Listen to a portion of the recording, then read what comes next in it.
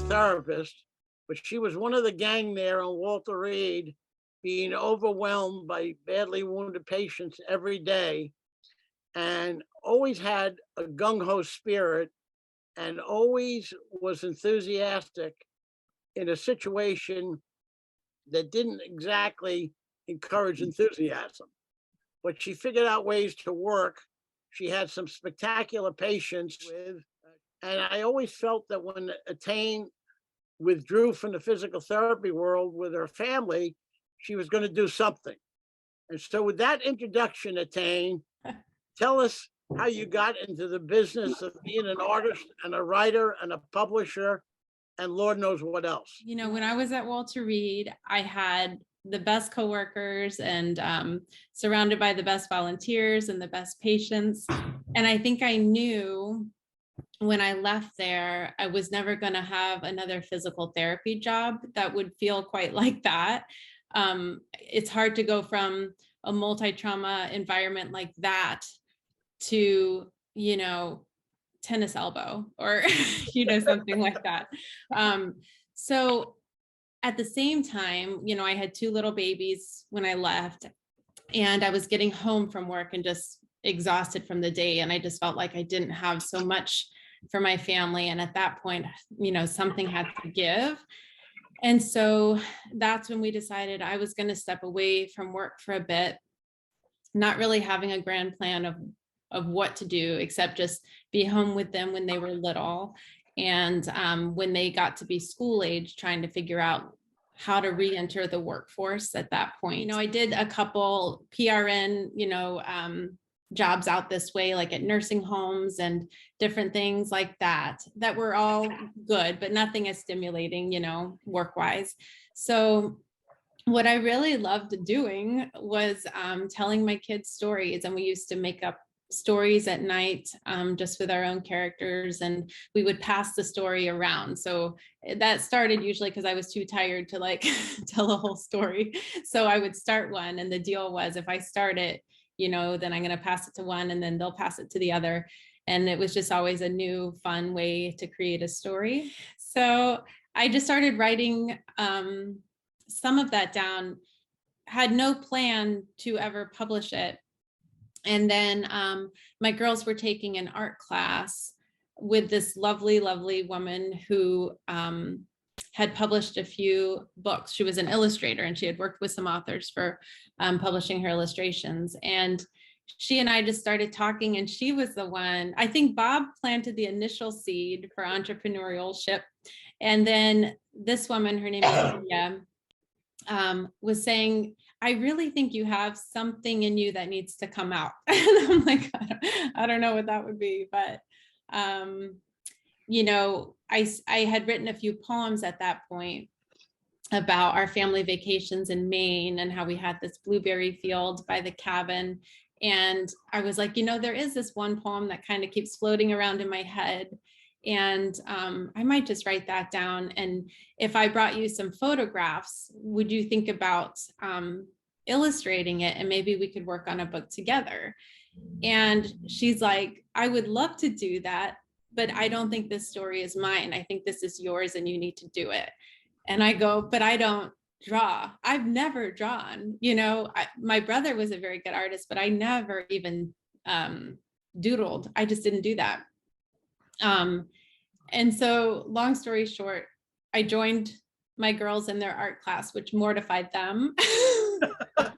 But we had a lot of fun. And I would bring in some of the photos that we had from Maine, and she would help me with the watercolor and just, you know, drawing out different proportions and structures, and just giving me a very basic foundation and making me think, gosh, maybe I actually could do something like this. And I was just seriously having a blast. Like I had never had so much fun, and I had never like woken up at night thinking, oh, you know, this is a good rhyme, or that's a fun picture idea. And that's just how it started. I didn't know anybody in the book business. I've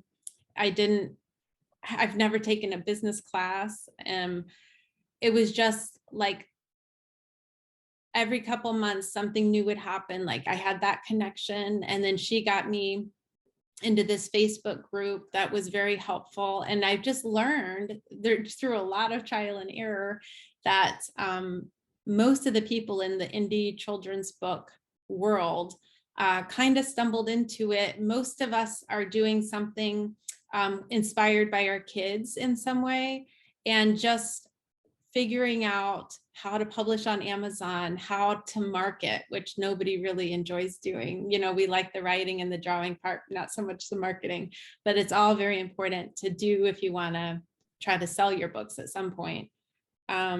So I've been averaging about 1 book a year for the last 3 years. And now I would actually, every summer we're in Maine is when I start the next book. And this past summer, I started to write it because I knew the idea that I wanted. And what's always driven me crazy is the word count in children's picture books.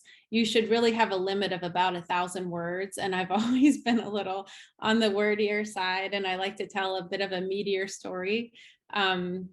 So somebody in the past had said, you should think about chapter books, like early chapter books, because that's more, I think that's more your thing. And I thought that was just too daunting.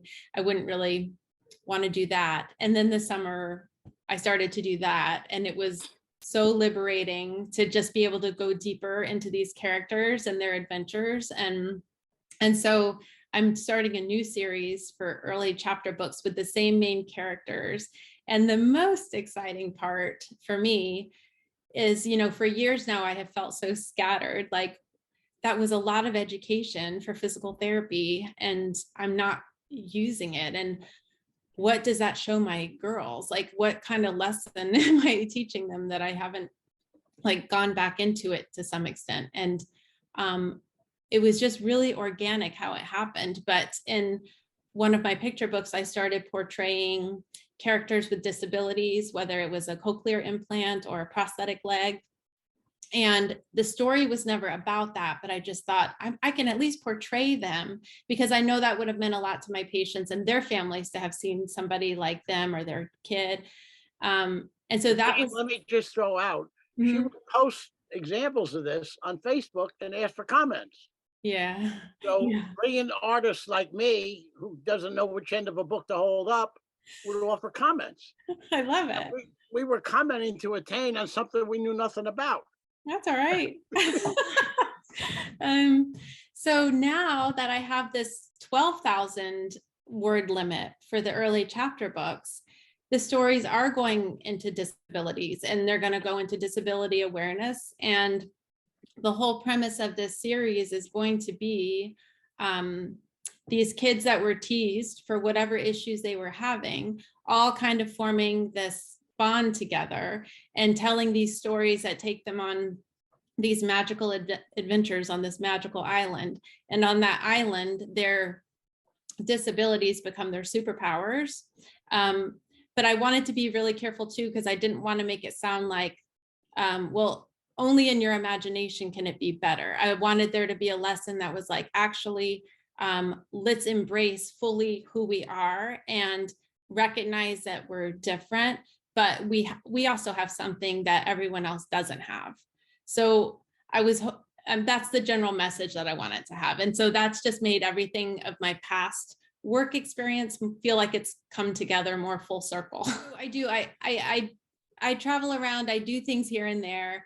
I am incredibly introverted and shy. It takes everything in me to go into a store and ask if they might be interested in my book. I need to get better about that. I hate it. I hate that part. And for someone like me, you just hope that the message gets out to enough people that they talk about it. And then all of a sudden everyone's interested in your book, but it doesn't work like that. Like the best books will go unnoticed if you don't market them. And I know that. So that's something I'm constantly grappling with. Overall, it's good in the sense that it's given everybody who wants to be a published author, anybody can do it. And it's not expensive if you do print on demand.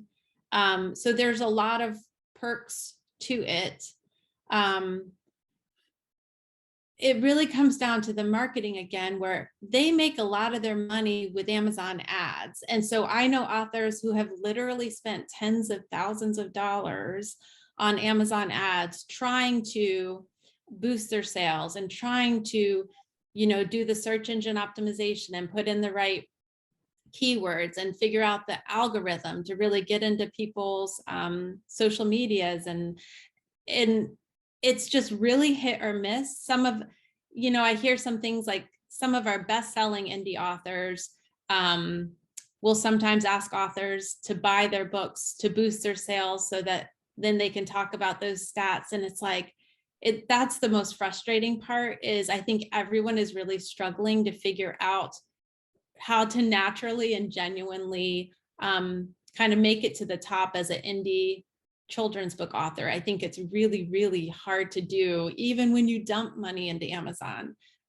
So what I've just started doing recently is banding together with 12 to 15 other authors, and maybe once a month we'll offer, a giveaway, or hey, you can download all of our books on this day for free. Please just leave a review, because the reviews really help bump you up in their algorithms and all that. So it's just constantly trying to figure out how to get your book to the right audience. And that's the biggest struggle in it all. It's not at all a moneymaker for me yet. Yeah. I went into teaching preschool.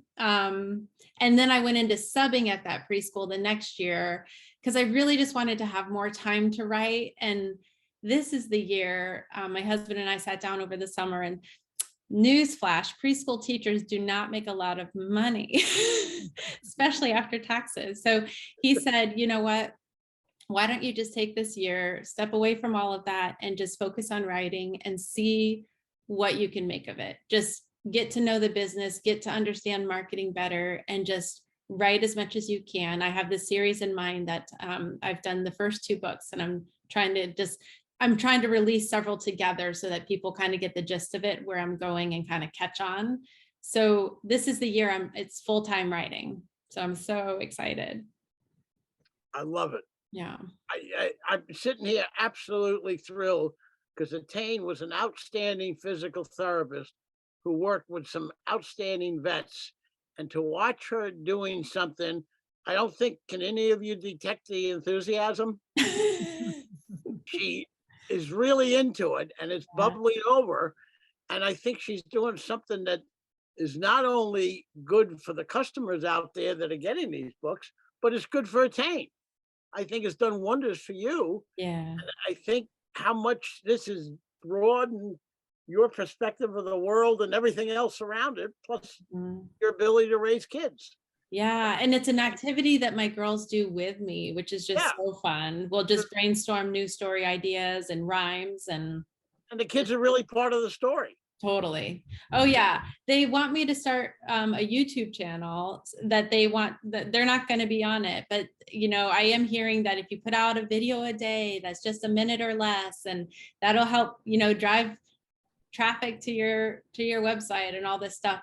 And my 11-year-old Charlie she is so good with all things on the computer, and she is like designing everything. I'm so fortunate to have her.